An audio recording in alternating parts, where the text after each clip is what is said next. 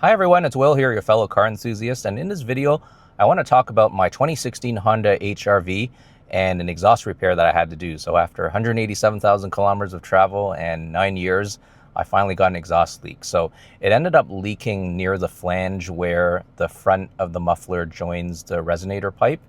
And this is a special area. So it's called a spherical joint, and basically why we need this joint is because whenever we change gears or whenever we accelerate, the whole engine actually moves. And with the exhaust system joined to the engine, whenever the engine moves, the pipes and the system has to move with it too. So there always has to be a little bit of flex up front and closer to the rear where the spherical joint is too. So this part ended up needing to be replaced. Now, the main point that I want to make and why I'm making this video is if you have an HR-V or any vehicle for that matter, and you have an exhaust leak, the ideal thing to do is to always preserve as much of your factory components within your exhaust system as possible, because aftermarket components tend not to last as long. So just to give an example, if a pipe that's part of your muffler breaks, it's better to just cut out that section where it's leaking and replace that pipe with a piece where a technician can weld it in place,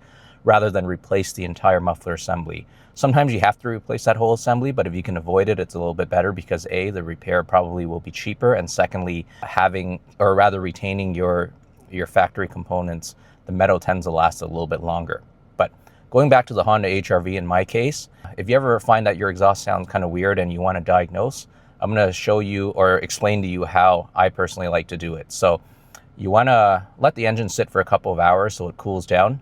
Start up the engine, let it idle for about 2 minutes, and then start looking under the vehicle from the front towards the back. So what you want to look for is any moisture that might come out, because when the engine is cool and it's starting to run, there tends to be more moisture. So if there's moisture in the system and there's a leakage along the way, that moisture would tend to drip out.